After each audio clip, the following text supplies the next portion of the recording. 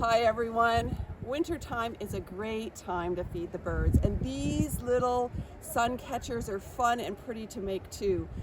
For this square one, I just put water in it in this little Tupperware container, and you can use any container. Then I just put the water in, I put in some bird seed and some cranberries in this one and a little string, and then I just put the lid on and put this in the freezer overnight.